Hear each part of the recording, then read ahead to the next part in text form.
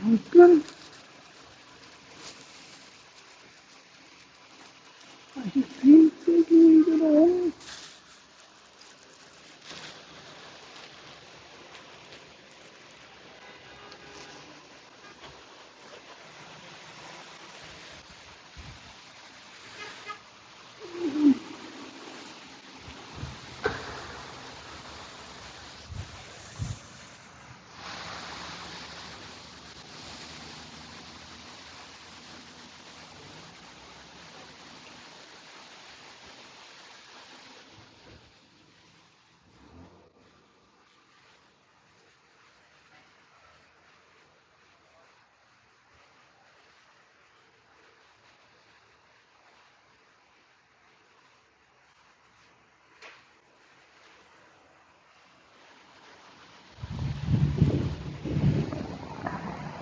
Well,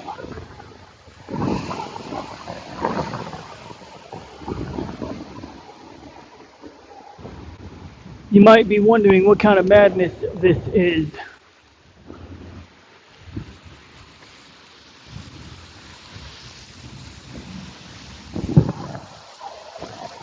So what you're watching right now is the result of me hooking my phone up to my gimbal camera. So I have an action camera.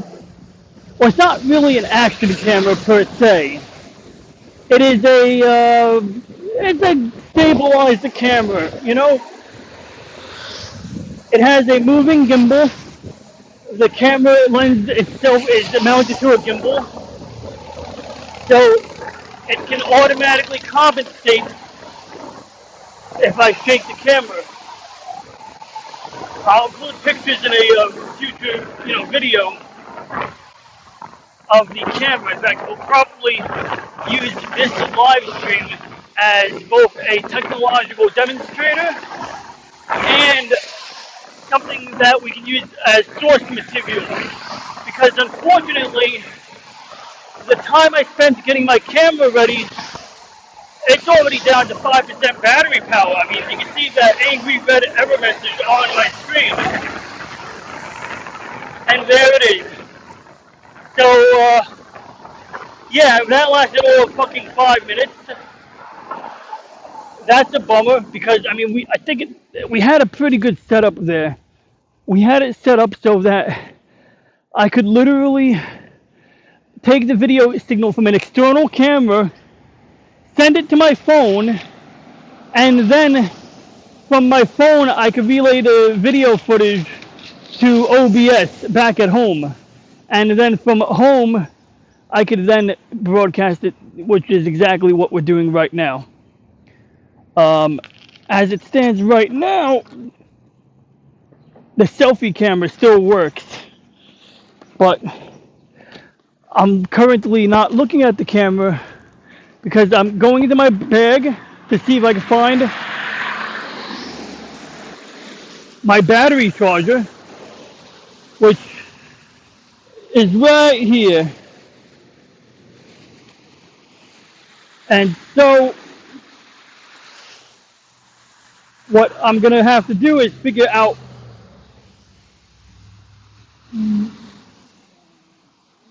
how to charge my camera. Oh my God, that's hilarious. All right.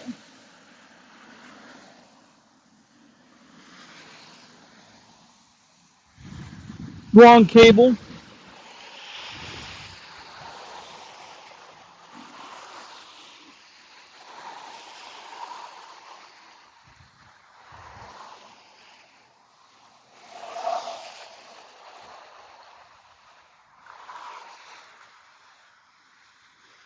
I'm a grease ball. La, la, la. All right. So I don't know how long it's going to take to charge my camera, but I'll start right away. That's unfortunate because I've already went through all of the trouble to resize this video frame in OBS, and I don't really want to resize it again. I mean, I don't know. I got to figure something out here. But what I did was I used real-time media protocol (RTMP) to stream video from my phone to my computer at home, and then I shipped it off to YouTube. Now, this is something I've done already, but the difference this time is that I was I'm successful at setting up the chat. So the thing is, every time I do this, I have to make compromises. I have to make a compromise between being able to read the chat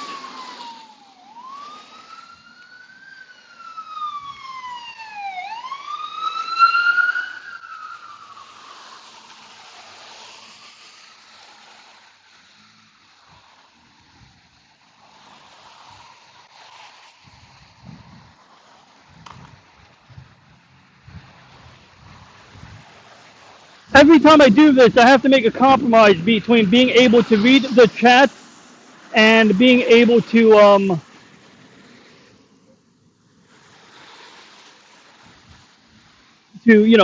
show you what's on my screen. Now, in this case, it doesn't really matter what's on my screen anymore.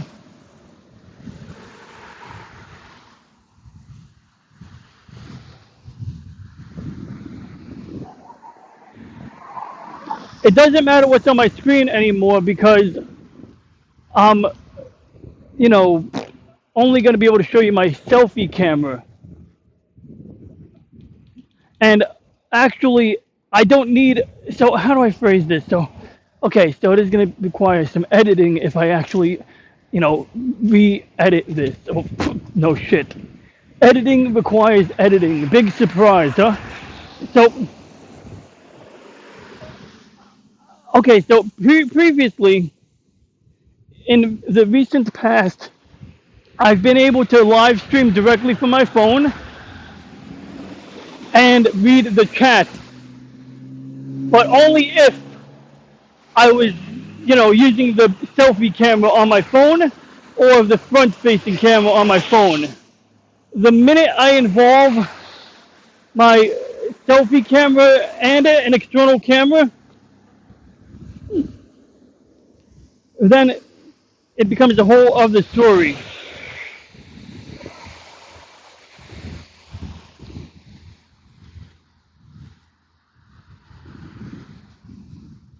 So what I can do right now is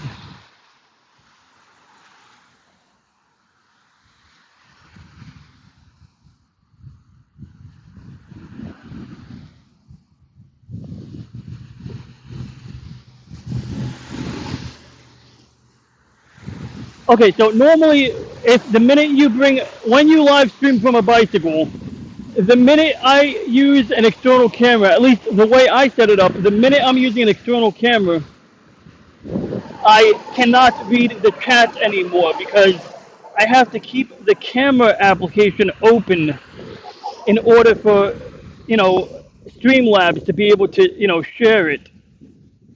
At least using the method of sharing that I'm currently using.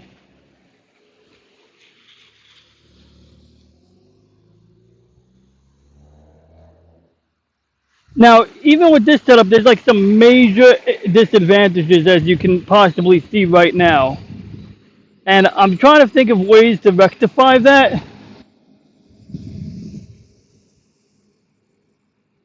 Like, I'm thinking, okay, so we're in landscape mode.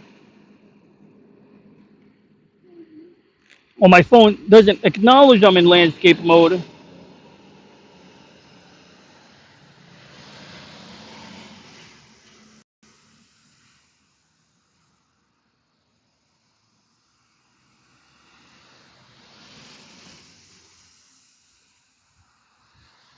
But so this time around, I was successful in connecting my secondary phone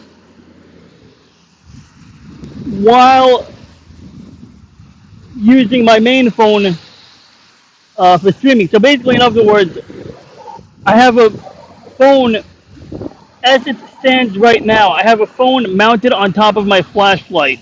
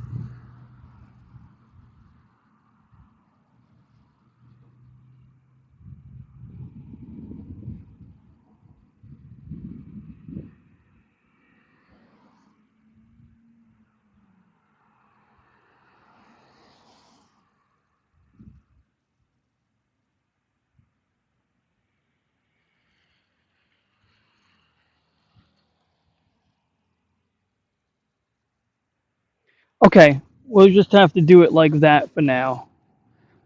Although, as you can see, it's very tricky.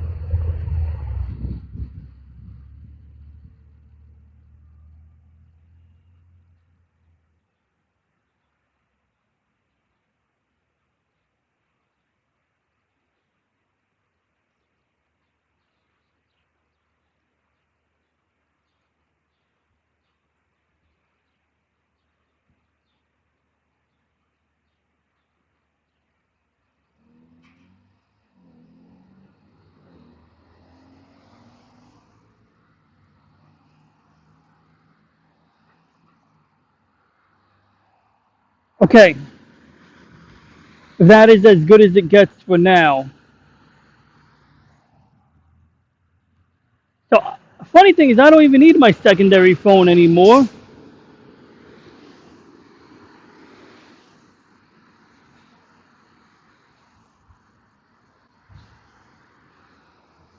Actually, you know what? I do need my second phone because it's so easier to read the chat.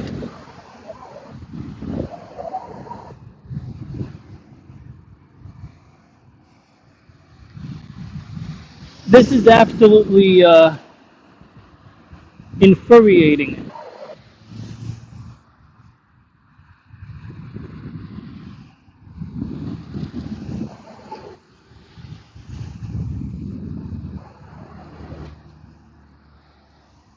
Okay, there we have it. That's as good as it gets.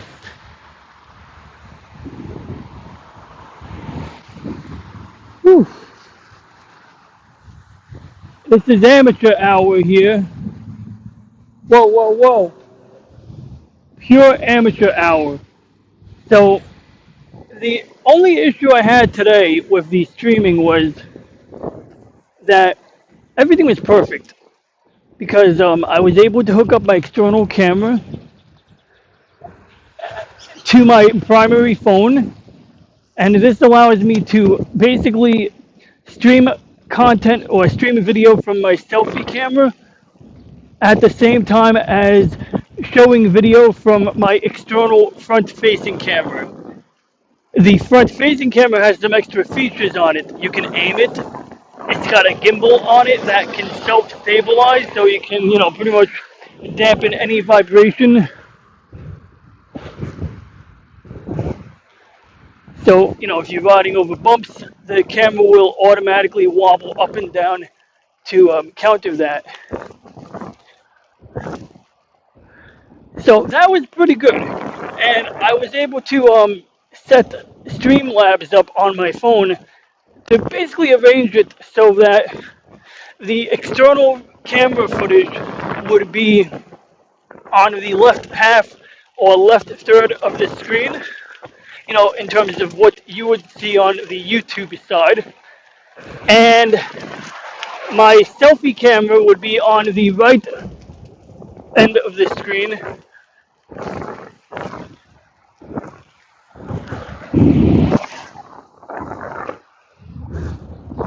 And between these two things,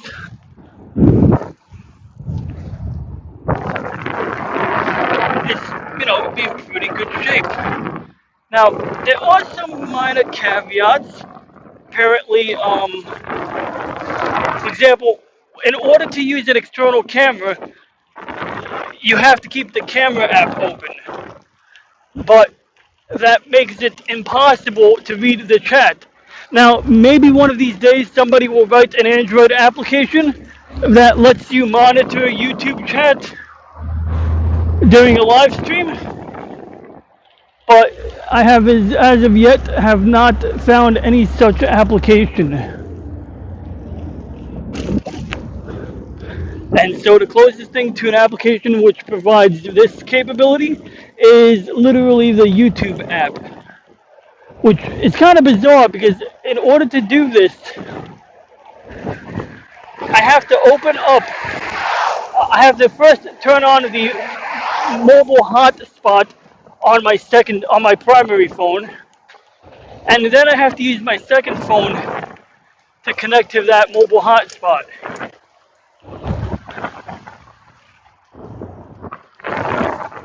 And then once I do that, I can go to my own YouTube video, and I can pretty much tell the application right then and there to pause the video.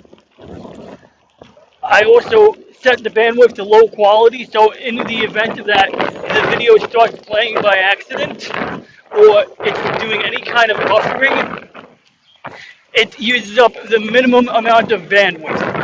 But from what I can figure, even when a YouTube video is paused, if it buffers at all, it only buffers a little bit. It doesn't buffer forever.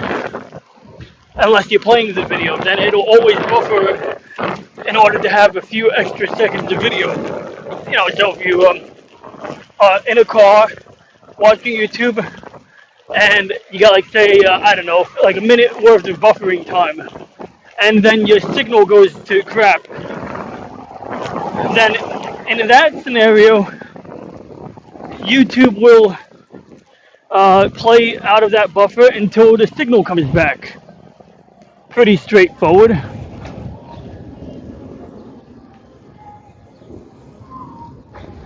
Ugh.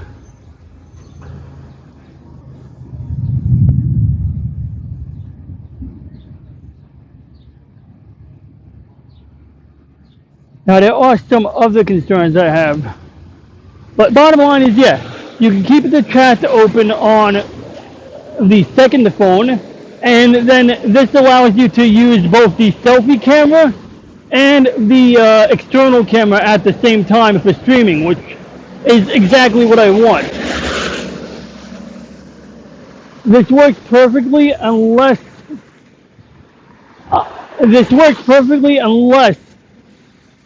I am using the Wi-Fi camera. Once you use the Wi-Fi camera, the portable hotspot is no longer available because you have to choose. It's like, are you gonna, wirelessly connect camera, external camera to your phone, or are you gonna wirelessly connect your second phone to your primary phone?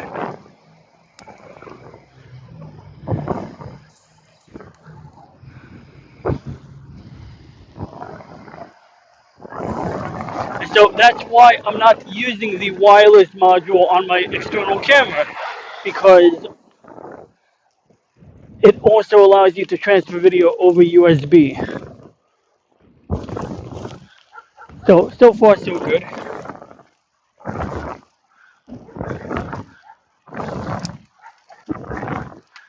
That leaves us with another caveat.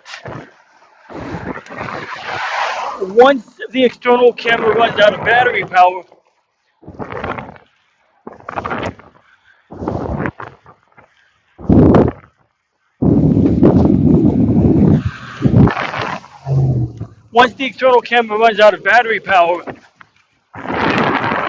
it's pointless to have two phones, except it does make it a little easier to read the chat. But Streamlabs for Android can be set up to allow people to see the selfie camera in full screen mode while you use separate apps, and that's pretty cool. No complaints there. It's just that I'm a little greedy and I want more features. And the crazy thing is, like, to do all of this, or to do this simple configuration, which is simply to have an external camera and a selfie camera running at the same time for streaming. If you wanted to do that using a ready-made solution, it can cost like $500 or more. Now, I thought about a couple of workarounds. I thought, well, maybe I simply run my phone as a Wi-Fi hotspot, and I stick a laptop in the back of my bike, and I connect some webcams to that. Yeah, that would work. But one, the laptop's going to eat up power. Now, modern laptop with the screen turned off can be pretty power efficient. But, still, it's not ideal. Even with a small tablet convertible, I don't trust my Dell. My Dell laptop is okay, but it has a couple of little quirks, and I've been meaning to buy a new one, but I haven't needed to. And I do have a better computer that is not as portable, but is pretty small. But I've dedicated that for use with my telescope because it happens to do a really good job.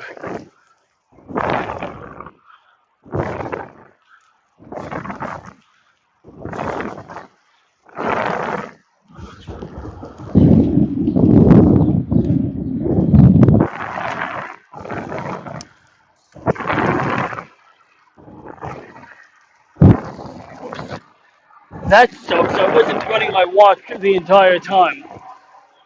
Oh well, I did a lot of sitting and loitering.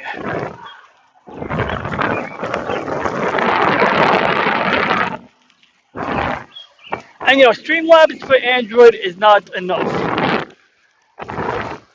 Streamlabs for Android on its own can do a lot of cool things, but it's like not enough because you can't count on a cellular network to be reliable. You can either be connected to a cellular network, or you can be connected to you could either be directly streaming to YouTube via the cellular network, and that might be good in theory, but there was a feature that's supposed to automatically reconnect. It would have worked. It would have worked. But because of a network setting issue on my phone, it would actually cause more problems. So I ended up resetting the network stack on my phone, and once I did that, everything worked normally again, but I have not revisited directly streaming to YouTube because I currently don't trust it. I may give it another chance,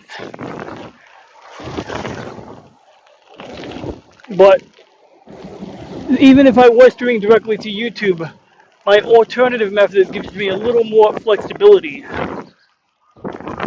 The alternative method of mobile streaming is to subscribe to an account on a website called Restream, restream.io. And what you do is you set up your account, you create like pretty much a destination. You set it up so that you can pretty much set up StreamYards for Android to send video to Restream. And then once Restream receives that video, you can use RTMP, a streaming protocol, to send it somewhere else, like to another streaming service or to YouTube, etc. In my case, I use Restream to relay the video from my phone, from StreamYards on my phone, to OBS on my desktop computer at home. And this gives me a little more control of this situation, because now, instead of directly connecting to YouTube from my phone over a cellular network, I can use a more robust and a very reliable, regular internet connection at home to connect to YouTube. So pretty much that all but eliminates any connectivity issues on that side of the equation or connection.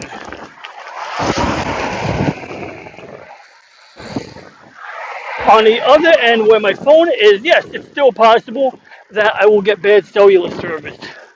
It's possible that my phone will lose connectivity to Restream, but so far it's been pretty good.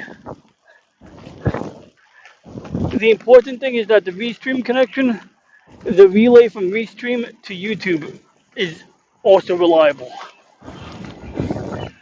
In fact,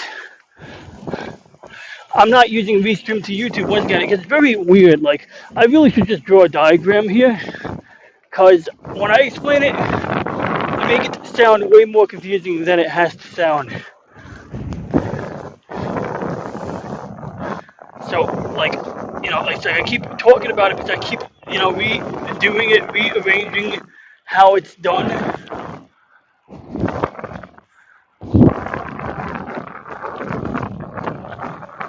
It's a beautiful day. Going down a dead end street. Moving toward it, going down a dead end. Now, depending on the camera, I may be able to reconnect the external camera. It hasn't been charging for a very long time. Where am I? Oh, fire department. Oh, cool. LCD TV. A QLED TV. What's interesting? Hey, I think I got a blowjob here once. Yeah, I think that actually happened. This looks very familiar. That is bringing back memories. Oh, no, seriously. Okay, so camera is plugged into a power bank. It's charging. I'm going to turn it on. Now, interestingly, if I do use the wireless module with this camera, I could directly connect it to my phone. I mean, I could wirelessly connect it to my phone while charging it. I think we're going to go and take a chance here. We're going to go and open up, remote access again. And I'm going to take on the beginning. I'm going to begin to take some steps to set up the front-facing camera again, because 35% is not bad. It's hot, it's muggy out. I don't plan on streaming for very long, but I think what we'll do is I'm going to share out the link via Discord. So before I do anything, I'm using my second phone to navigate applications right now, and then we'll open up the DJI app on the other phone. So what we do is we disable the newly added layer. So now we should have a camera on the right, which is currently not set up because, well, whoops, it is set up correctly, but see, I did some shit inside of the StreamYards app, so now I have to reposition this. Oh good, I can actually get a preview of my face.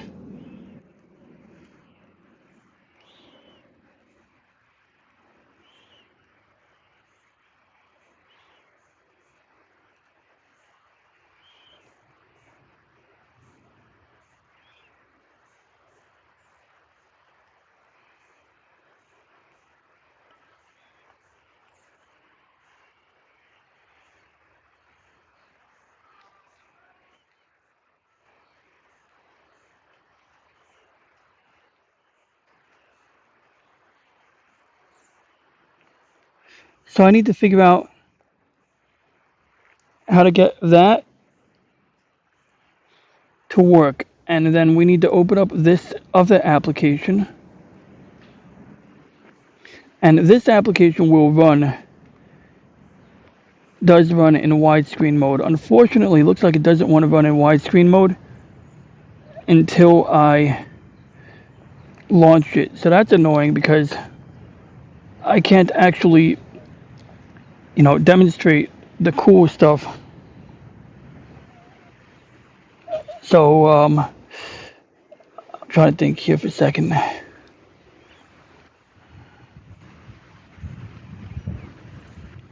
You might get to watch me get caught in a lightning storm. Right, sit tight. I need to open up VLC Media Player. I want to make sure I don't have any copyrighted material in VLC Media Player because, that would just be a pain in the butt.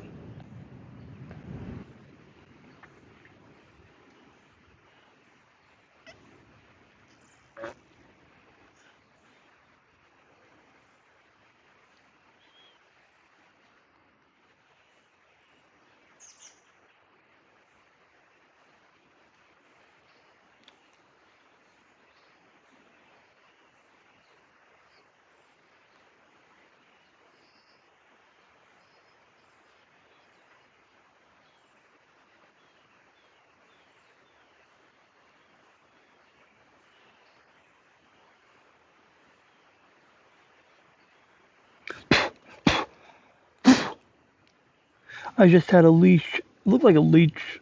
A leech. Those things that eat your blood. Alright, so we're going to try this out here. We're going to...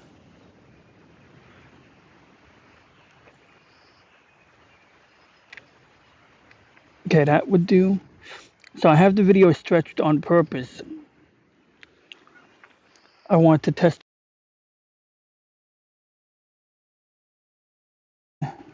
Uh-oh. I screwed it up. Okay, good, it works.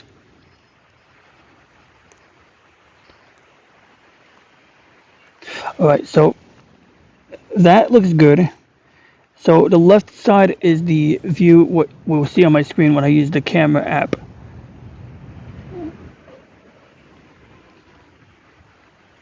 Now,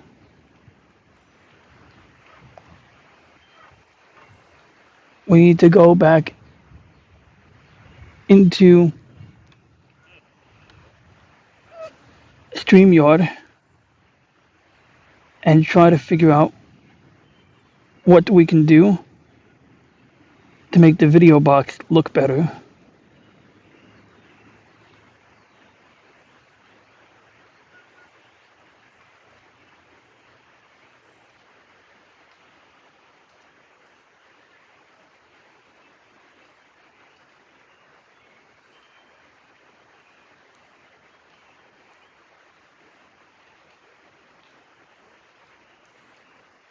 Ah, shit. I hear rain.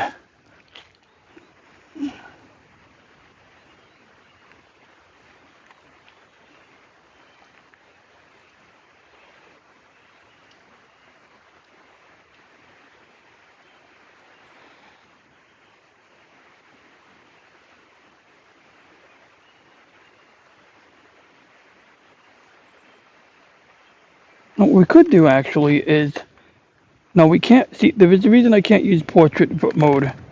I can't use portrait mode because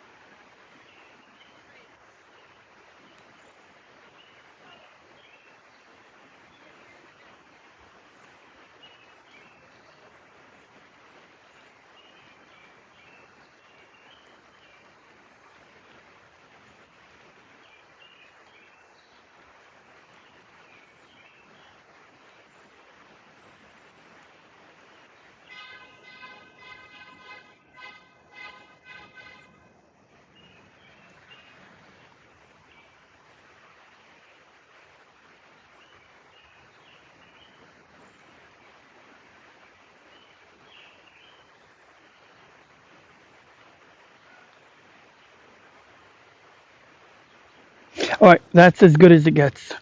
So now we still have the other camera charging. I think what we're going to do is we're going to share out a Discord link before I go anywhere because nobody's tuning in.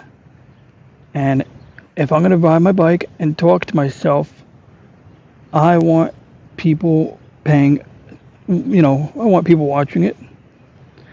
And if this is successful and people are watching it and I'm talking coherently, if I'm speaking coherently, I can then share it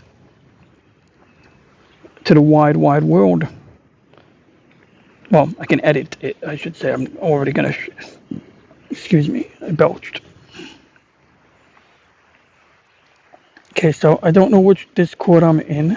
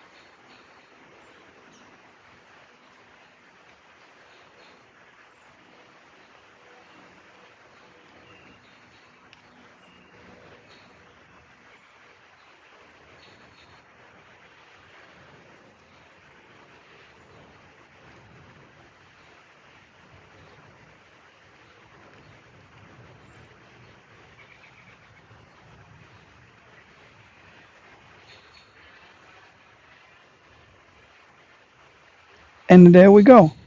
So now I have the chat box open. I have everything basically ready to go. Exush.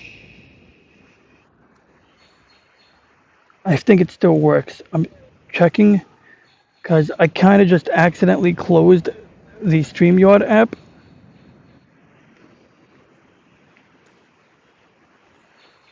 Oh God.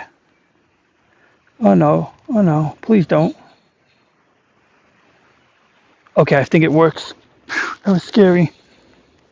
I thought I just accidentally closed that shit out. All right, so now we're going to take this camera. We're going to attach it to the mount once again.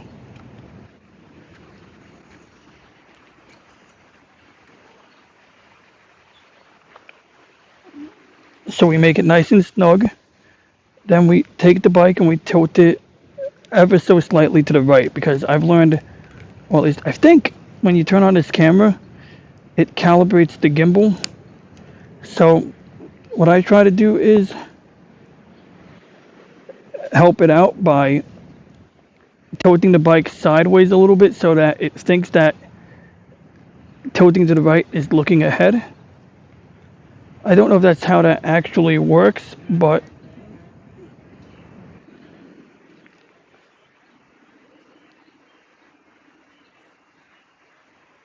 hey, spider, get off me. Get off me, spider.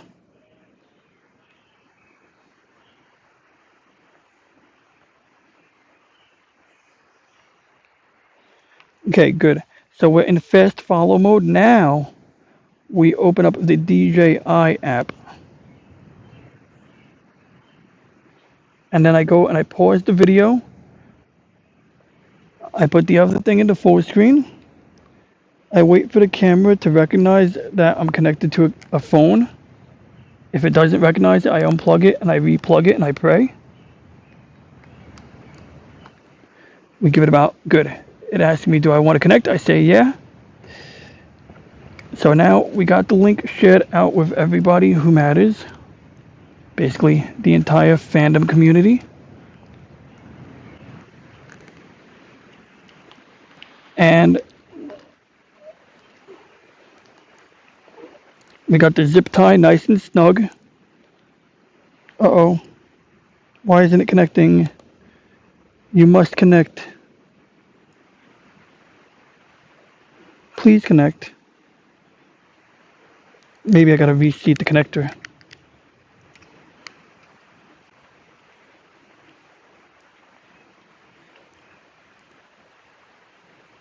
All right, good. So now, if I go back to the live video, which I'm monitoring on my secondary phone, which I guess I can keep it open, because if I keep the video open, it will allow my screen to stay on. I have it set to 144p, so I'm going to give it about 10 seconds. I'm bobbing my head. I want to see if anything changes.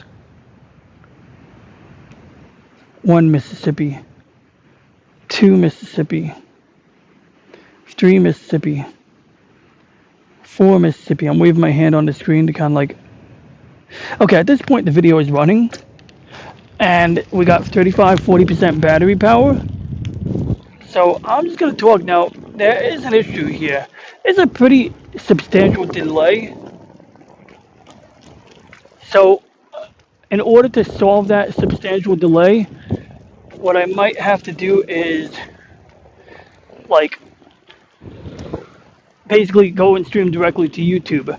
I'm not yet prepared to do that, but you know, one of these days, maybe today, tomorrow, probably tomorrow since I'm already riding, I would, you know, do the same thing I'm doing right now, but I would completely bypass BIKESTREAM, and I would go and stream directly to YouTube. Wait a second, I'm thinking about this. I don't like it already. I would explore the option. I gotta do this while sitting at my desk, because the issue is streaming directly to YouTube. I lose control. The whole point of sending it to OBS isn't only for connection. It's because I can resize the image, I can crop the image, I can do a whole bunch of things to the image. I can, you know, like resize it, crop it, and rearrange it to my liking, or to what is practical for streaming. And if I don't do that, you would just have like a bunch of extra stuff on the screen that is not interesting. You know, a bunch of extra stuff would consist of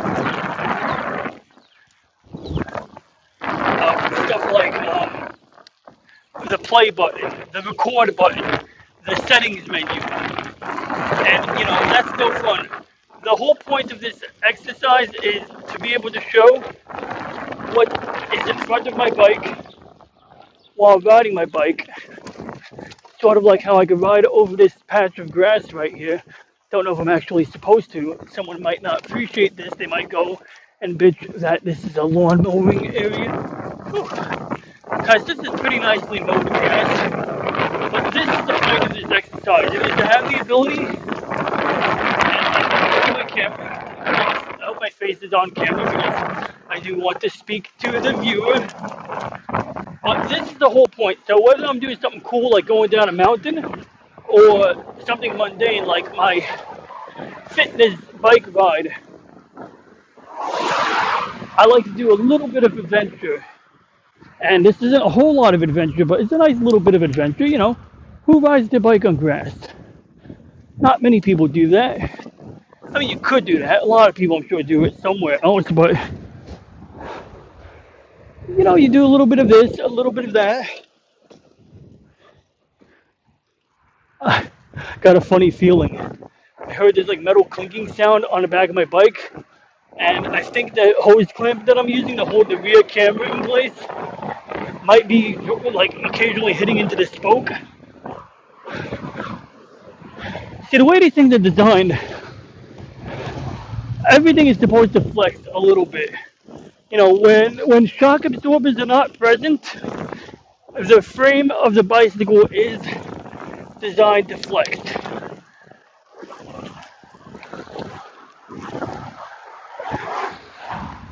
It doesn't have to flex a whole lot, but it does flex. And one of the things I've thought about investing in is a seat post, or a piece that you add to the bicycle seat post that contains like a rubberized joint. And basically, what it does is it flexes in order to absorb and dampen bumps and vibrations. Without this device. You know, without the device, it's not a big deal. You know, you can get a carbon fiber seat post.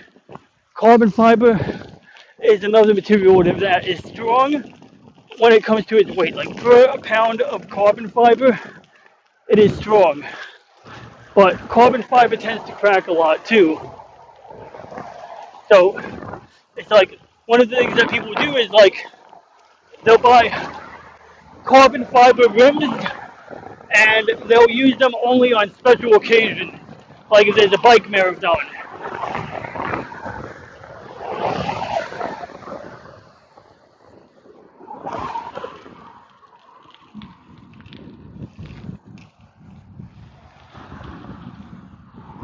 And that's because if you use carbon fiber as your daily driver, you're going to put more mileage on it, and eventually you're going to wear it out, and it's going to crack.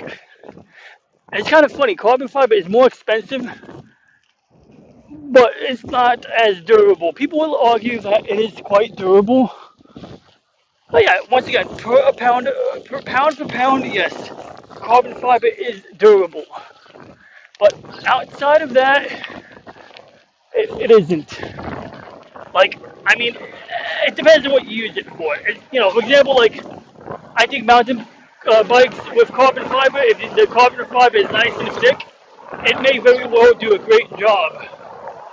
And one of these days, maybe I'll explore that option. But for what you use carbon fiber for, or for what you use, you know, mountain bikes for, I wouldn't use carbon fiber in that context. I think, you know, mountain bikes are designed to ride over bumps, go downhill, whatever, you know, like a little bit of this, a little bit of that, you know, off of the normal trail. An all-terrain sort of, you know, experience.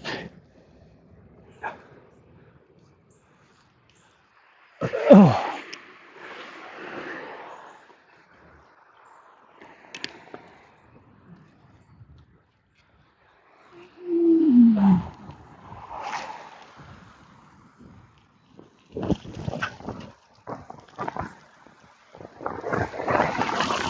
Now, while carbon fiber gives you an all-terrain experience, while mountain bike gives you an all-terrain experience, carbon fiber is more like for people who either are certain that they're not going to ride on all kinds of terrain, they're going to, you know, primarily ride on streets or paved roads or paths, bike paths that are purposely made nicely, or they know they're going to ride it on a paved road that does not have potholes on it. In other words, anywhere but New York.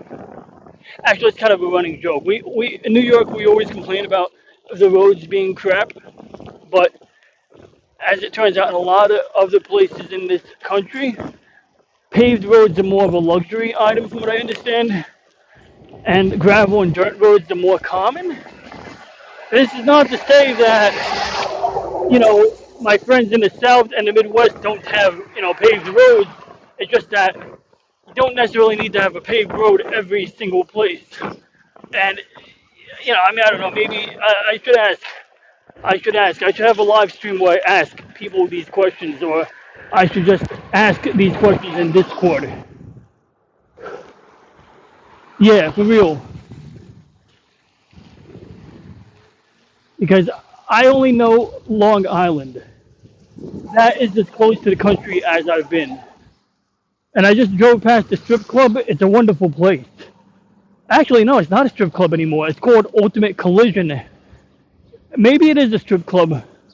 So either they renamed the strip club to Ultimate Collision, and it's just a euphemism for, you know, women that are past their expiration date, or it is no longer a strip club and they do automotive collision repair.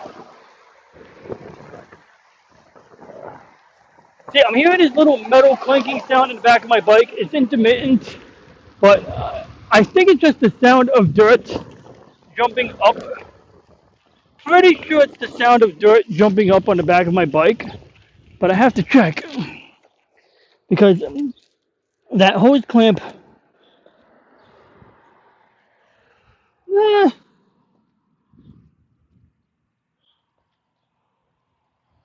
Unless,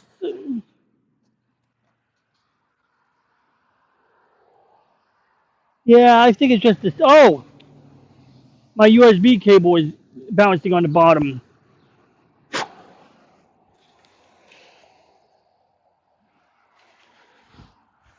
Well, that's good. At least it wasn't something else. I was worried there was a structural issue on my bike. I didn't even want to look at it.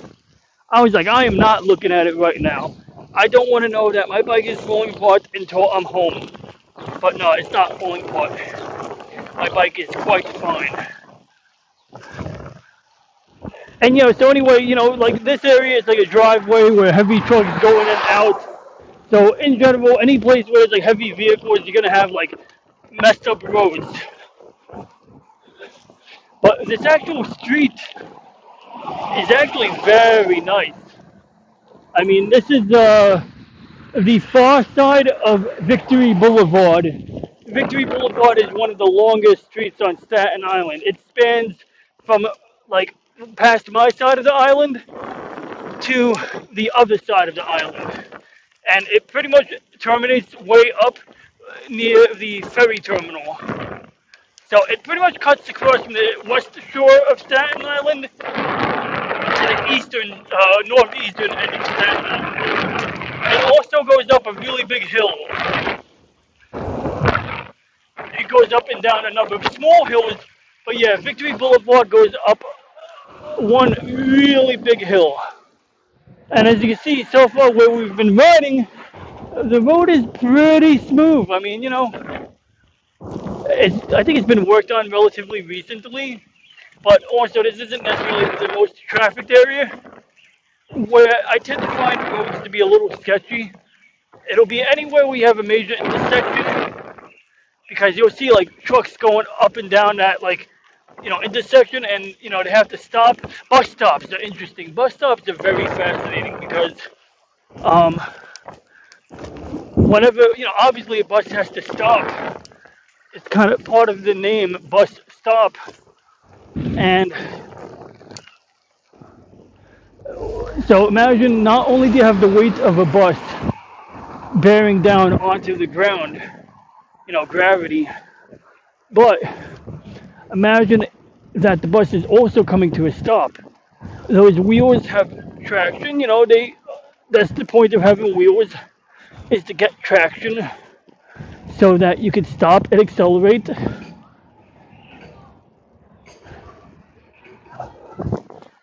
But as a result,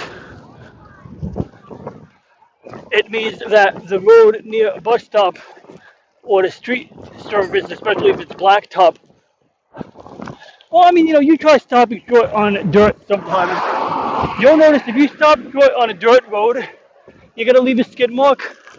You're probably going to leave it. Ah, shit, a bug. Oh, fuck. A bug flew in my eye. That sucks. I hate when it happens. It was either a bug or gravel. But either way, I don't want it in my eye. Probably the same reason somebody crashed their bike over here. This is a ghost bike. A ghost bike is basically a memorial for people. Let me see, I'm going to try to turn my, yeah. So pretty much somebody was riding their bike here and they died. Either they got hit by another vehicle, or either the vehicle wasn't looking or they weren't looking. But either way, they perished. And so you'll see where people will put they'll paint the bike white and they'll put it down as a memorial. And in some parts of the country, I've heard people, talk about how residents in certain areas, affluent towns or whatever, don't like ghost bikes. They bitch about them. They're like, oh, they're unsightly. Generally they don't like bicyclists to begin with. So it's like they definitely don't care to memorialize them. And they feel like, there was motorists sometimes have a sense of entitlement, and other times cyclists have a sense of entitlement. And when the cyclist is perceived to have a sense of entitlement, people don't really care to be reminded by a ghost bike. They don't care to mourn for those people because They just assume that it was the cyclist who, got themselves killed, as opposed to, something else. Now, it goes both ways. I've seen cyclists act like assholes. I've seen motorists act like assholes. I've encountered motorists who will honk at you when you're not in the wrong. Like, you'll be on the right side of the road. Look, like, you're not, like, people will bitch at you if you ride your bike on the sidewalk. They will also complain if you're riding your bike in the street. I've heard it both ways. And it's like, I just make a judgment call. If the street doesn't have a bike path and it looks safer to ride my bike on the sidewalk, I'll ride on the sidewalk. But I will also make a point of telling people, I will make a point of getting out of pedestrians' way. If I see a pedestrian like 200 feet in front of me, I'll be getting off that sidewalk because I don't want the pedestrian to think that they have to get out of my way. I've encountered nice pedestrians who were willing to get out of my way, but if I'm riding on a sidewalk where I don't belong, then I'm the one who needs to get out of their way. And I'm more than happy to yield to pedestrians in that context. Now, Staten Island is pretty easy. Unlike the more urbanized boroughs of New York, you don't really have to worry about people. You don't have tons of people on the sidewalk. You'll have maybe like 2 people here, 2 people there. Okay, it's a nice day today, so you have more. But even then, like, you can generally get away with it. On the other hand, out in the other boroughs, Brooklyn, Manhattan, you cannot ride a bicycle on a sidewalk. One, you'll get yourself a ticket from a cop who needs to make their quota. And number two, there will be just too many people on the, in order to, safely do it. You'll either have to ride your bike half a mile an hour, or you'll be a hazard to people on foot.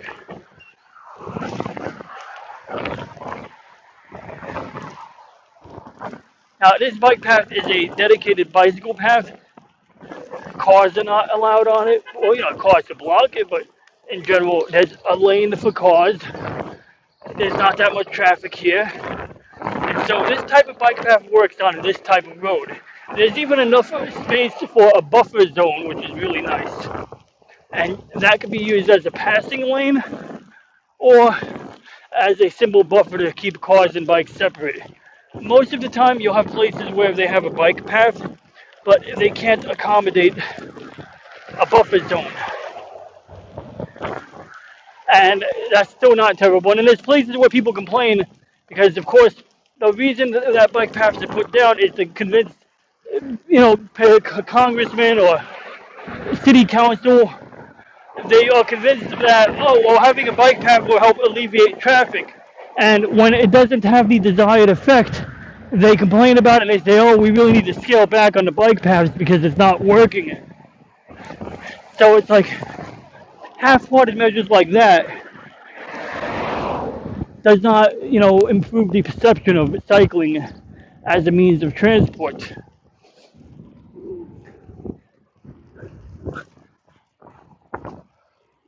But, in most places that have, there's a street on this island called Forest Avenue, and there are stretches of Forest Avenue where there is no way a bicycle can fit on the road during traffic, during higher traffic times, even during moderate traffic. At nighttime when there's nobody on the road, sure, the bike can go onto the street. Now, the solution to that is simply to not ride on that main thoroughfare. A bicycle can go down a side street, and that's one way to get around the issue. But if you still need to ride your bike down a stretch of that main avenue, there are times where you're better off riding on the sidewalk. It's a pretty wide sidewalk, and you just got to be cautious, ride slowly, and yield to pedestrians. You can't do the efficiency calculation. You can't be like, I can't stop my bike because I'll run out of energy, because That's one of the reasons that cyclists will blow to red lights. Because, I mean, realistically, if there's nobody at the intersection, on the other side of the intersection, you could totally, ride your bike past the red light. But still, people will bitch about it, and on the off chance that there is somebody who's trying to cross the road, well, then yeah, they're not gonna, that's probably how you end up seeing ghost bikes, to be honest. That's cool. I always wanted a house with a round room. It's not really a round room, it's more like an octagon.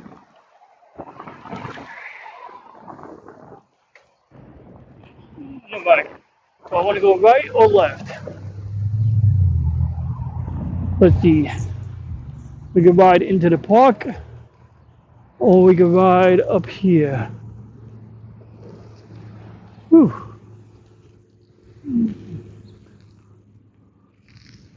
Whew.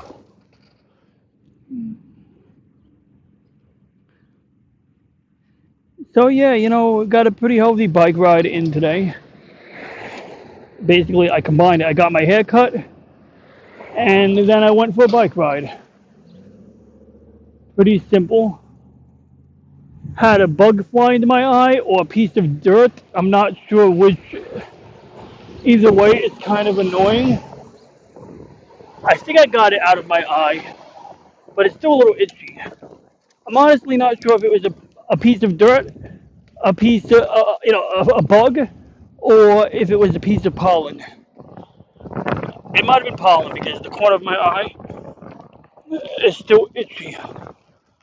And you're not supposed to put your eye inside, you're not supposed to put your finger inside your eye, but you could take your upper eyelash and yank it and basically use your lower eyelash to brush debris off of the back of your eyelid.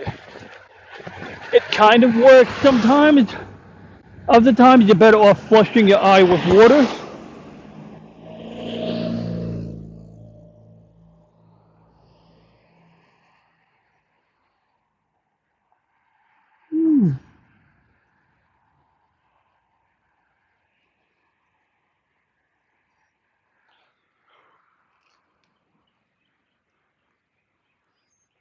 Sometimes it's like you can induce tearing a little bit. That helps.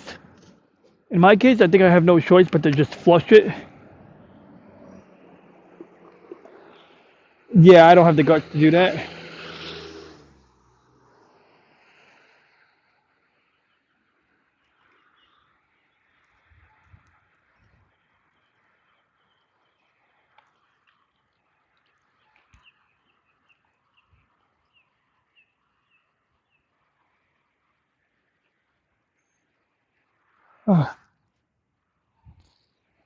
Oh, I think I got it. Hell, it could have been a piece of hair from my haircut for all I know.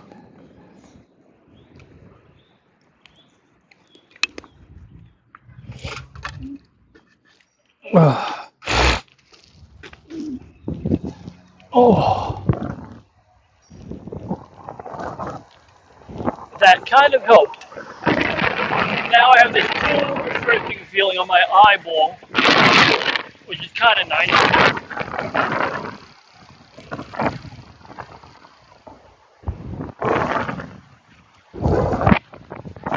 Sorry. Oh, I almost became a ghost bike just now. Not quite, but,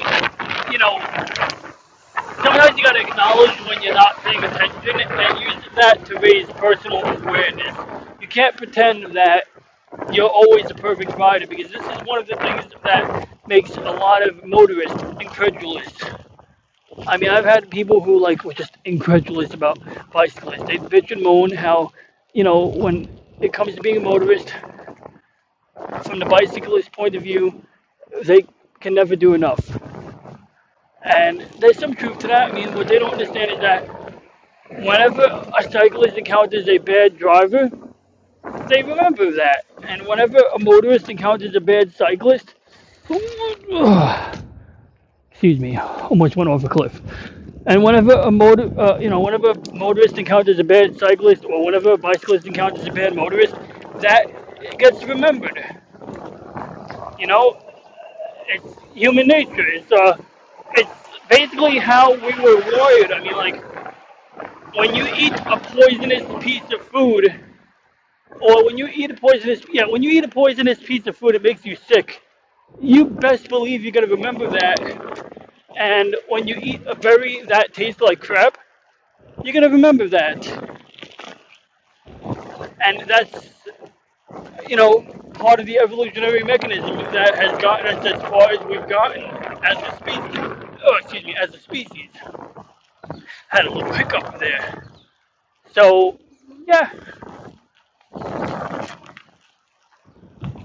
but I'm very disappointed nobody has tuned into this stream, which could mean one of two things. Either the audio is not working.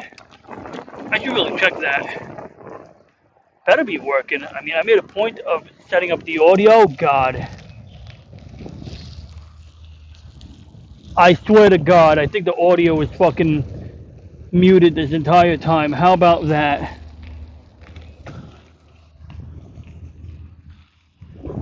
Well, the audio is working now, so I guess we'll do a quick recap. For the past 40 minutes, I've been riding my bike, and it's possible for at least two-thirds of that time the audio was not running. I'm not really sure about this, to be honest. At this point, I'm gonna ride a little bit more because I might as well try to, burn some calories. I like riding my bike, and I might go and check my stream settings because I am curious if anybody's actually watching this. Let's see, actually, I can rewind my video and see if the audio is working.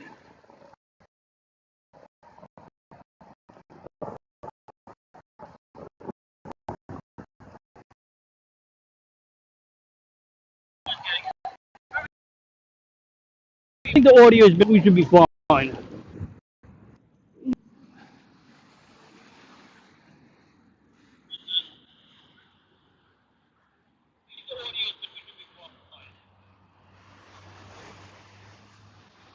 So,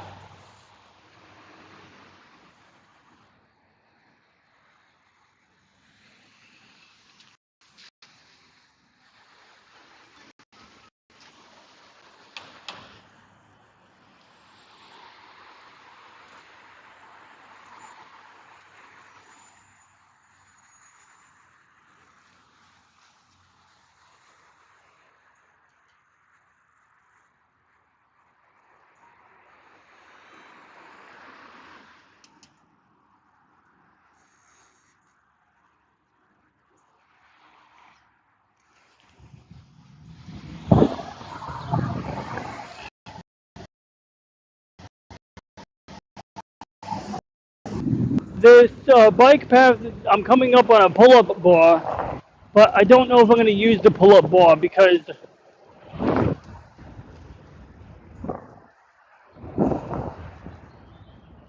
I don't know if I'm going to use the pull-up bar because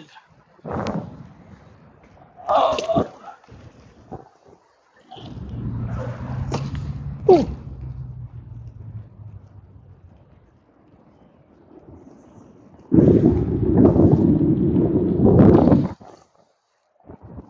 oh, that's nice. I wish I had more camera angles. Like if I had a camera angle pointing at the front of the wheel, I'd be able to show you whenever I ride my bike over a curb. Because there is a technique to it. The technique to riding your bike over a curb is twofold. One, shifting your weight and pulling up on the handlebars, but doing it in a subtle manner. Number two is to this is a bad, just for the record, this is a bad idea. This is a really bad idea. I'm doing it for the and my secondary camera is still, oh shit.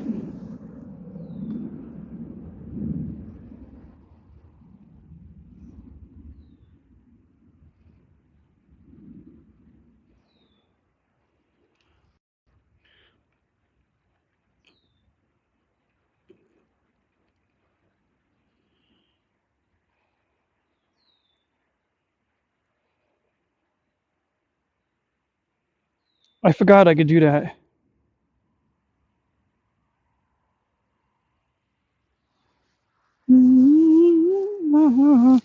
So what's great about this stream is I'm recording footage.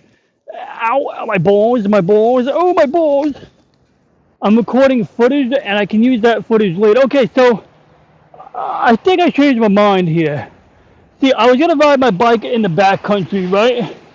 But let's be realistic here. It's a little too back country back here, you know? I mean, like, there's like a fucking downed tree over here. There's like tall grass. The grass that isn't grass is just a bunch of miniature trees. Like, basically, I'd be riding myself straight through twigs. Like, I was expecting there would be a clearing somewhere, but the only clearing that I see is tick infested grass. And yeah, you know, like all of this stuff. I just don't think this is a wise plan right now. I was really hoping that, like, I don't know, I just saw an open fence to the back country, and I was like, oh, hey, let's go backwards, and why don't we? Because you will find some interesting stuff back here. Like, you will find things like, you know, random tires. You need a tire, you need a rim for your car. I can find you one back here. Apparently, there's an empty helium tank here. Big surprise. Probably somebody bought it for a party or stole it, and then found out that, well, if you can't get a refill, or if you don't need to refill the helium tank, throw it out back here, because they tried throwing it out through sanitation, and sanitation be like, we don't throw out helium tanks. So it's like, okay, well, where do I go? So to that end, I would say that's probably why you're finding a lot of trash back here. So my plan is to basically just circumvent it. I just kicked my back camera again. I really gotta stop doing that. Oh, all right, all right. I love how this fence over here looks like an iron fence, but it's totally not. Like, you touch the fence, it shakes. It makes all this like metal noise here. It rattles. It's like, you know, it's like the opposite of an iron fence. It's like hollow aluminum or something like that. Heck, it might even be hollow steel. But, you know, it could be bent by a human. If it doesn't get bent by a human, it could be bent by other things. Like, if a deer runs into it. Fun fact, I once helped a snapping turtle cross the road here.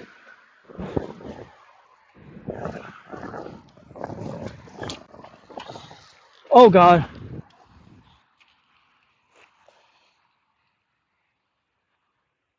Note to self, clean my bicycle chain. Okay, well, anyway, yeah, so I once helped the turtle cross the road here. The fucker was, the fella or the girl was, you know, on the side of the road. It was really hot outside, at least the street was hot, and I thought they were dehydrated. So I splashed some water onto the ground, and I started talking to the turtle, because it's a snapping turtle. They're pretty smart. And after a few minutes, I Googled it, and I concluded that this snapping turtle needed help crossing the road. So I picked him up, and I put him down on the other side of the road, and then they went into the woods. Hopefully that's what they wanted. See, when you see a turtle on the side of the road, you're usually supposed to, like, pick it up and put it in the direction it's facing. But there are people who argue against doing that. On that particular day, it was a judgment call.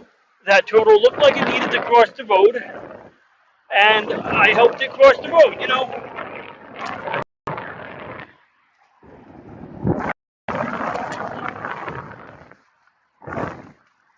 But the thing is, like, some person was arguing that, oh, well, that turtle doesn't need help crossing the road. They're sitting on the dark, you know, blacktop on the asphalt in order to collect heat. And that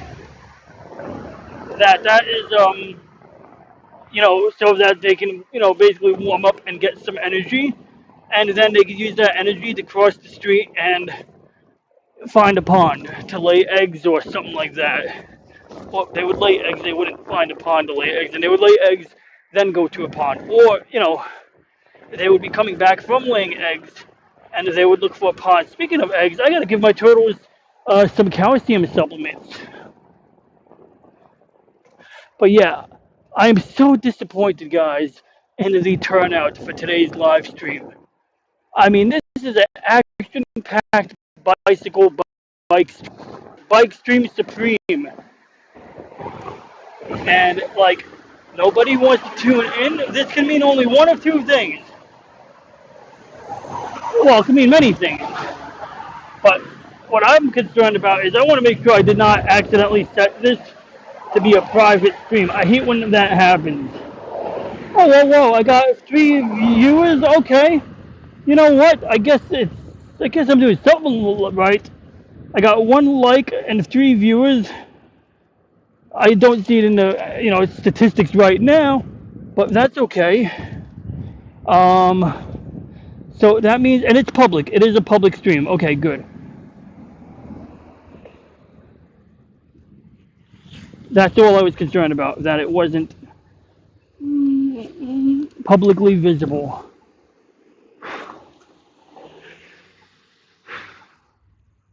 Well, at least I got some sunlight today, huh?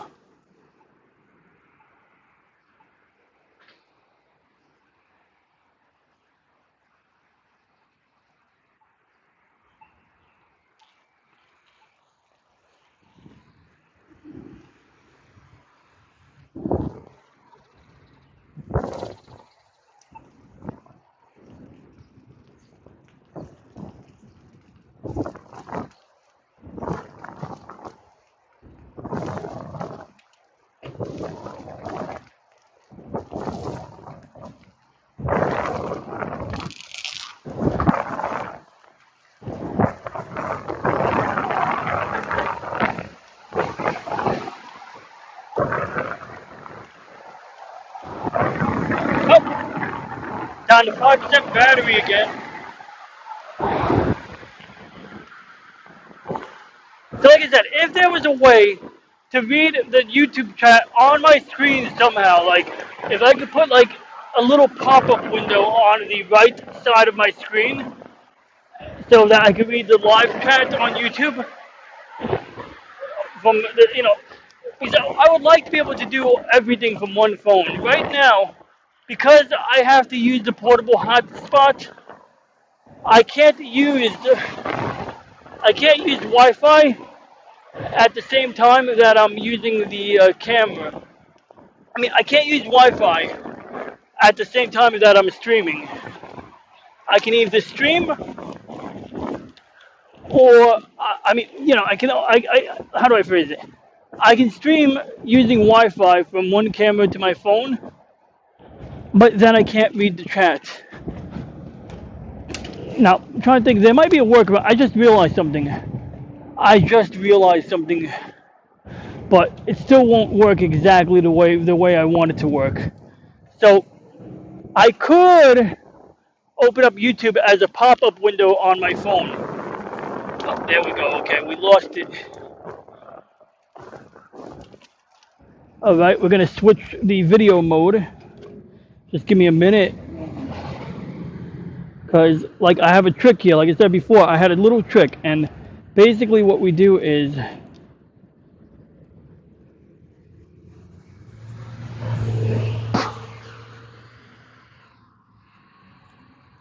I gotta get moving soon because this area is mosquito town. Oh my god, yo, mosquitoes are a bitch. I hate mosquitoes. But I still don't think we should be playing God. Like, I remember seeing this thing where it was like an article about how mosquitoes are bad, they cause malaria, and so we need to terminate them or some shit like that. It was like basically like an article about, how we should go about terminating mosquitoes and how it would be good for the world if we terminated mosquitoes because they cause people to die. This many people die from malaria and diseases from mosquitoes. Therefore, it would be a net positive to kill all mosquitoes. They don't do anything good for the environment whatsoever. And I call bullshit on that because basically that's means that a person doesn't know what they're talking about.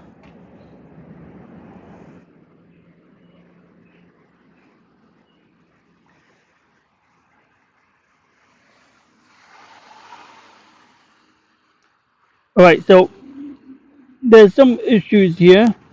I need to take a screenshot because I need to like basically print out a picture of my screen.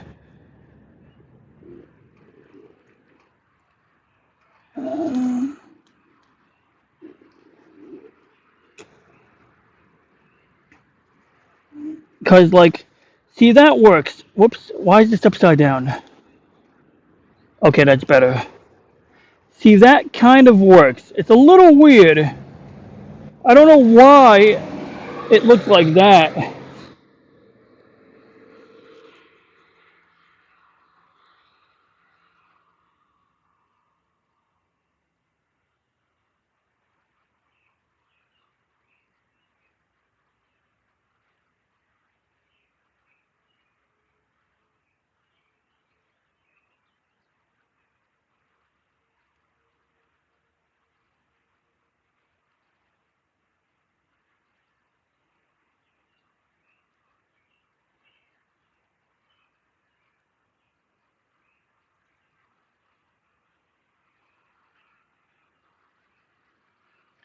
See, it's a little tricky.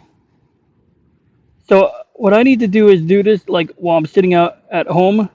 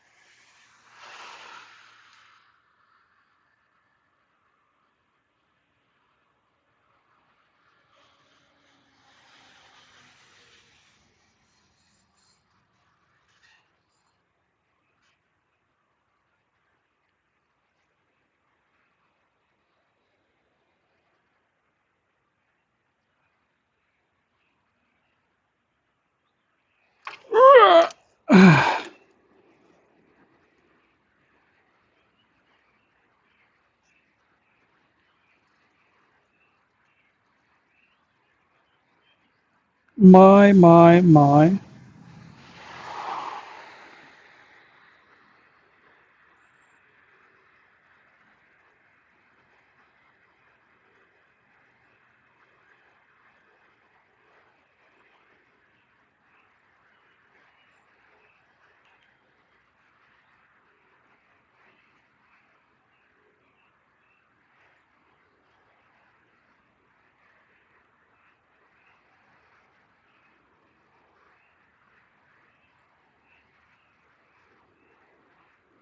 So I think I'm going to do a video soon in defense of Stargate Universe. I've been watching it lately, and I watched it a few years ago. What happened was I was working an overnight graveyard shift, and so I watched some TV when there was downtime.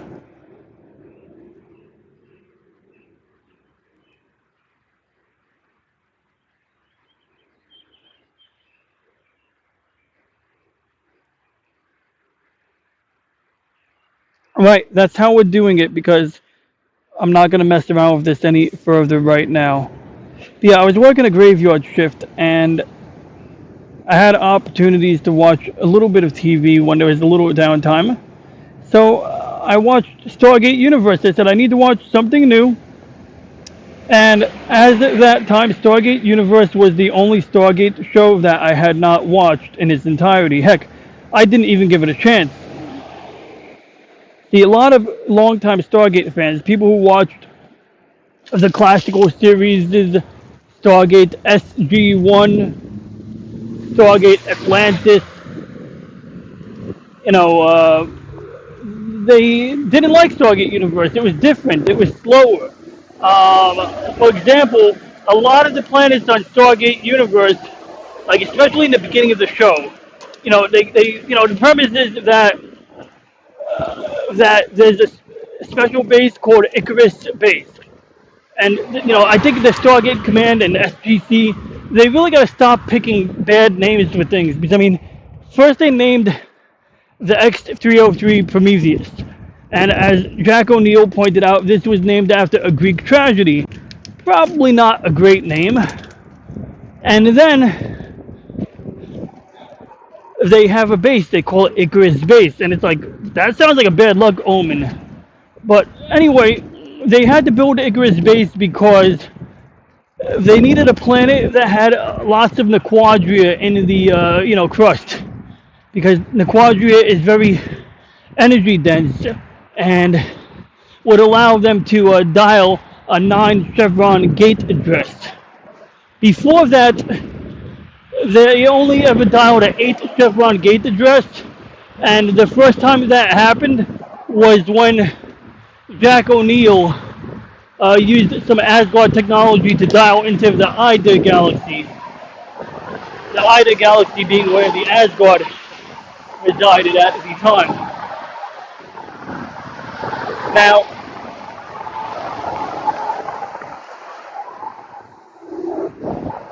in this particular case, they did not know where this address went, but they cracked the code. They figured out the 9 chevron address that would bring them to some special place, and one thing led to another. Circumstances unfolded to the point where there was an emergency. Icarus Base was under attack, and the doctor made a judgment call. He felt that if they didn't go to the 9 chevron address at that point in time, he would lose his opportunity to do it. But also, he may not be lying when he said that dialing Earth could be very dangerous, because that particular Stargate was hooked up to, the power. The power source for that Stargate was the Nequadria for that planet. And due to the inherent instability of the Nequadria, there was a risk that that's good. I'm glad that okay, lining it up. My phone almost fell. Anyway, there was a chance that the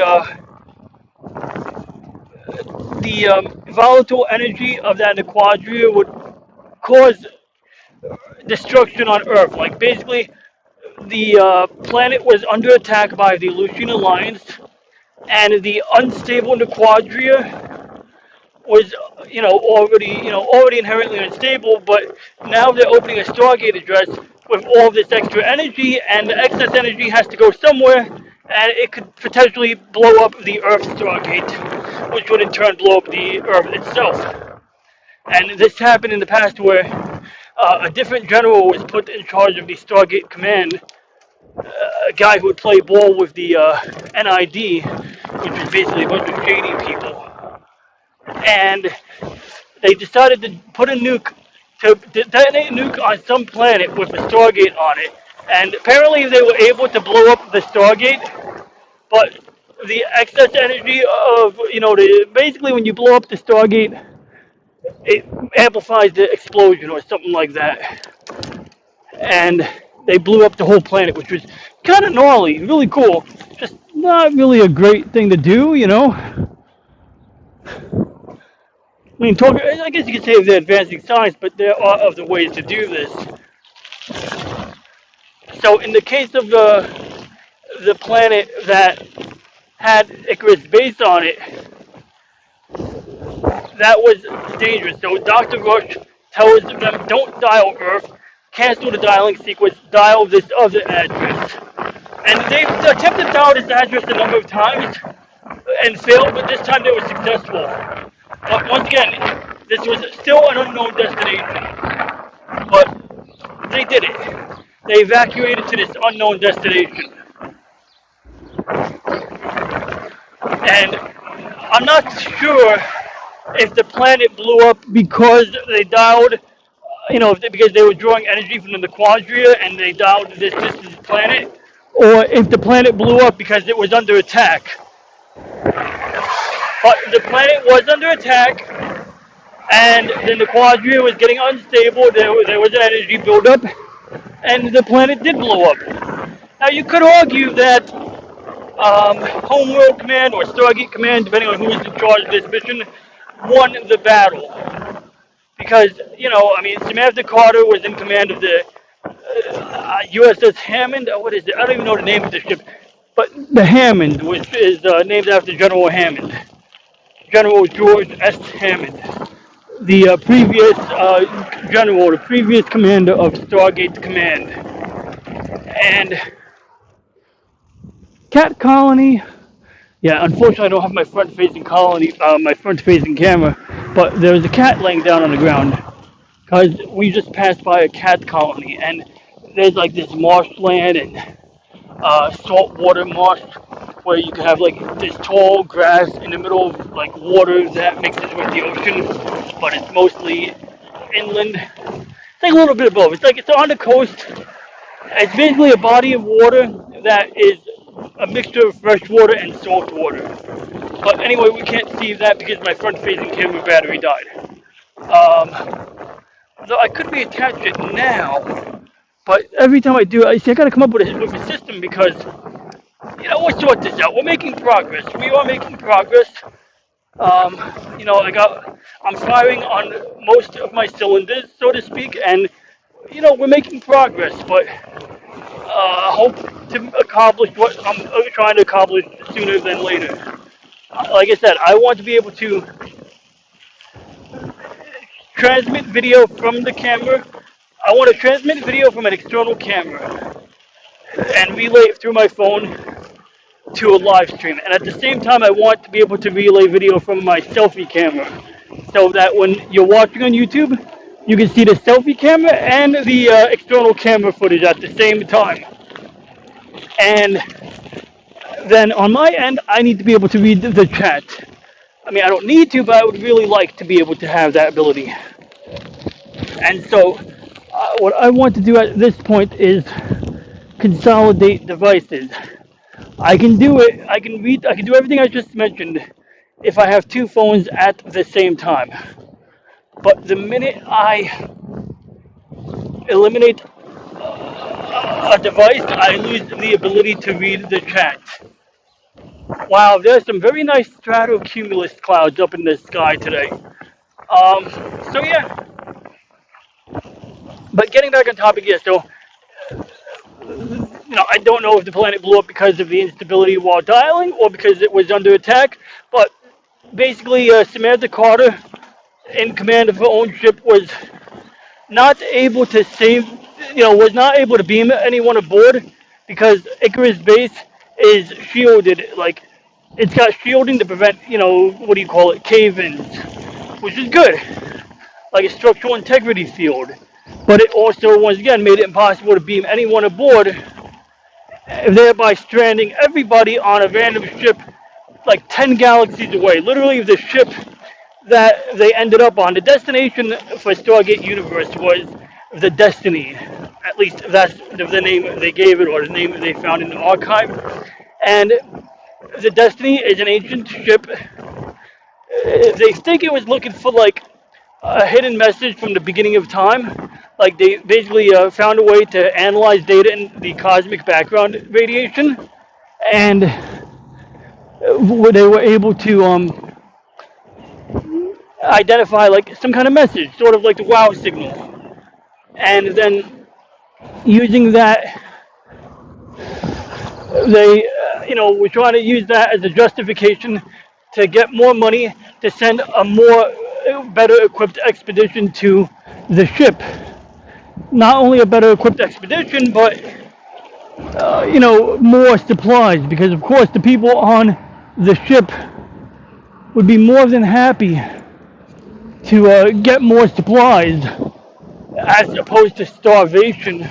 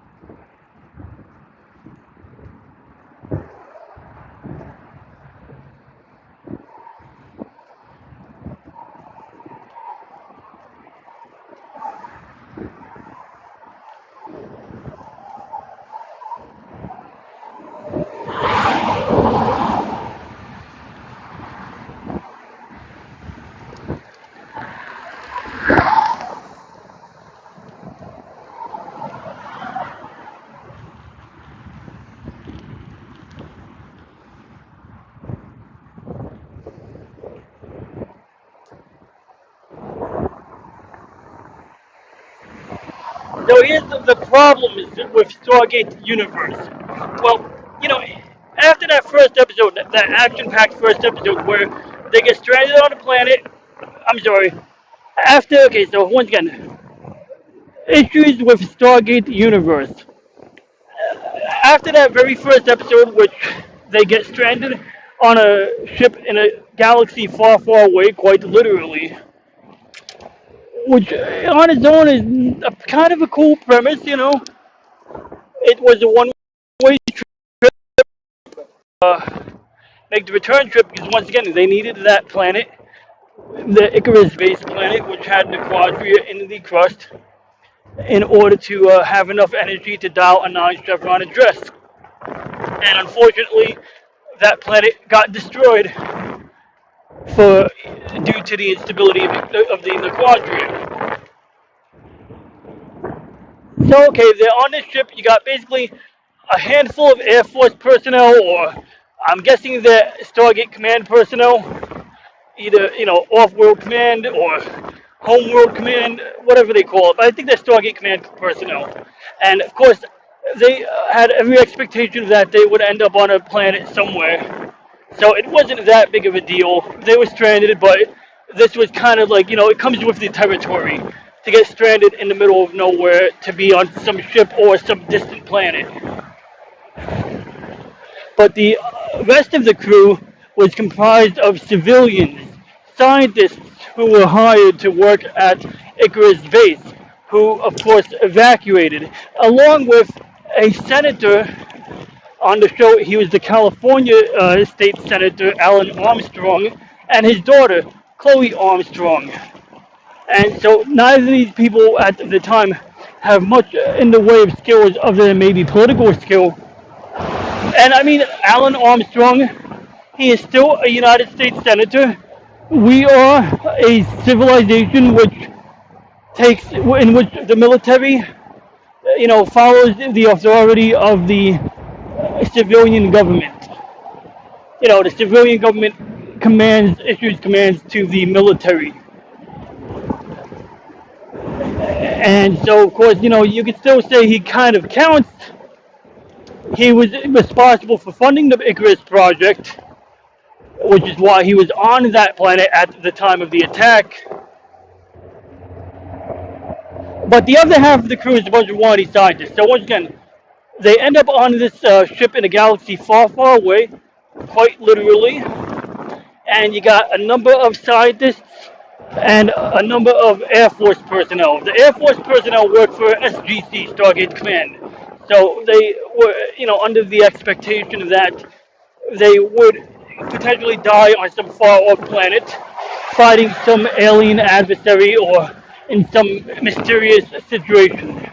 However, the scientific contingent, the scientists were basically a bunch of whiny scientists who, were civilians. They didn't have any plan to get stranded anywhere. They were happy to participate. They were happy to help, but they didn't necessarily plan on getting stranded on that ship.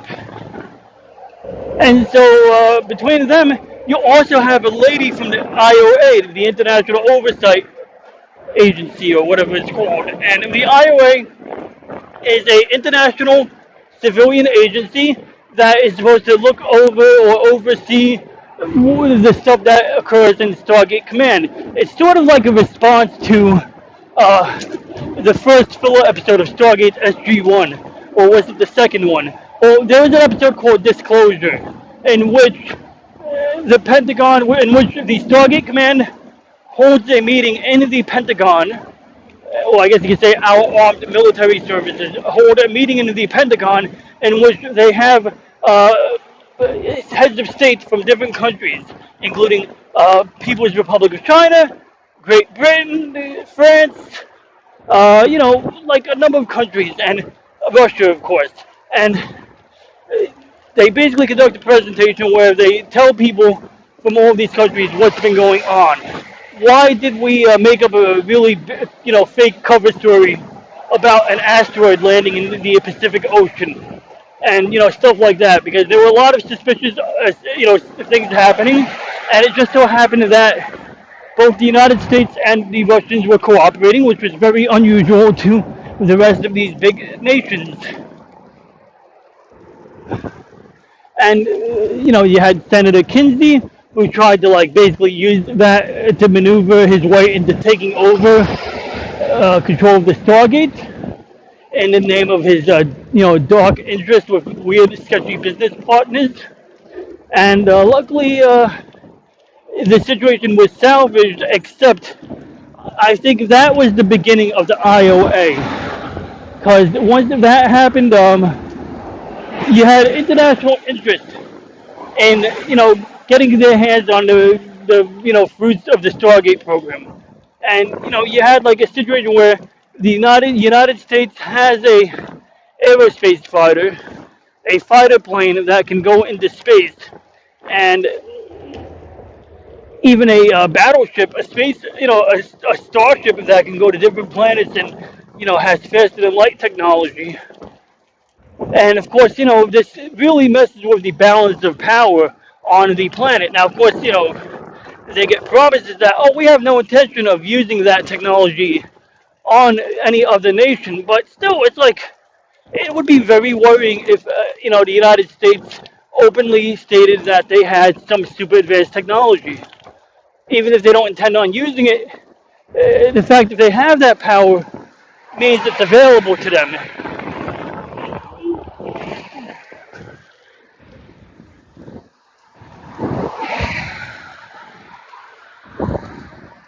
So anyway, the IOA, so yeah, you have you got a bunch of Air Force personnel.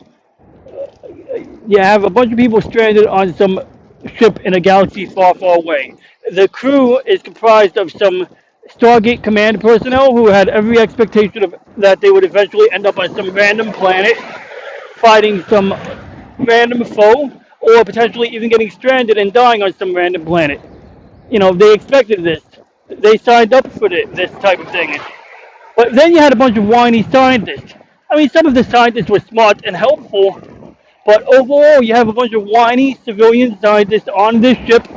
You have a lady from the IOA, the International Oversight Agency, and she kind of is a bit of a sketchy power broker. There are times on the show where I feel like they should throw her out an airlock, and then there are other times where she's kind of helpful. It's like really weird, and so it's the social dynamics on the show that, some people really like, and I think it's also why some people don't like the show, because, we want to watch spaceships and, technology and all of this cool stuff. We don't really give a shit about a bunch of whiny scientists on a ship, but I think the show combines the two things together, but it was off to a slow start. After that first episode where they get stranded on the ship after blowing up a planet, after a brief space battle, after a senator sacrifices his life, they kind of slow it down a bit. Like the first 2 or 3 planets that they go to, which of course they gotta, the ship, the way the ship works is it has a early generation Stargate that has a very short range. Every time the ship comes out of hyperspace, every time it exits FTL or FTO drive deactivates, they can use the Stargate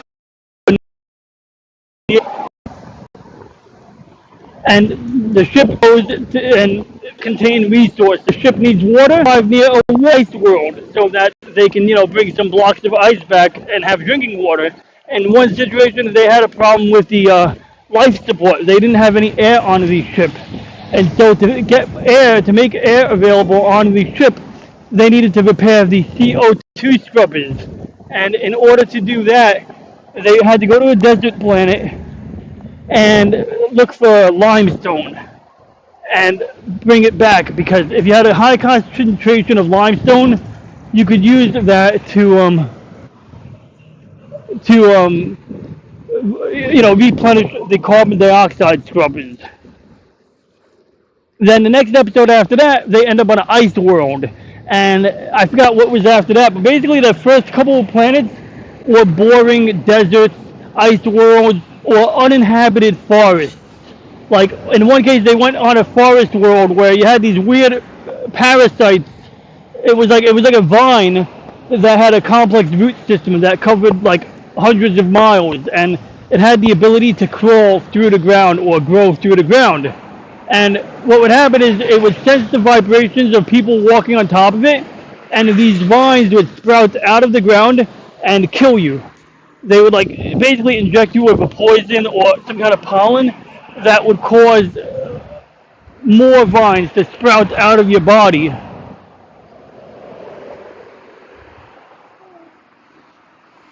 And each of these planets did not have any real intelligent life, although there was one exception. The one time they find intelligent life, it is some bullshit. It's like a freaking wisp of sand or air or some weird thing. It's like not really like intelligent life as we know it. And so season 1 was kind of boring. Season 1, like, it was just impossible to see on that ship.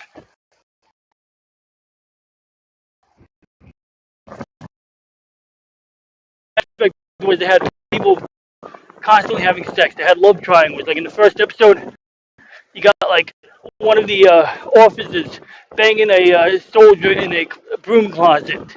Then 2 episodes later, he's banging the senator's hot daughter. Then the lady who was banging in the broom walks in on them and is like, "Oh, what? Broom closet to bang her in?" Really pissed that the guy was sleeping with the other girl, and that she was basically like not able to sleep in his bed. Had to do it in a broom closet.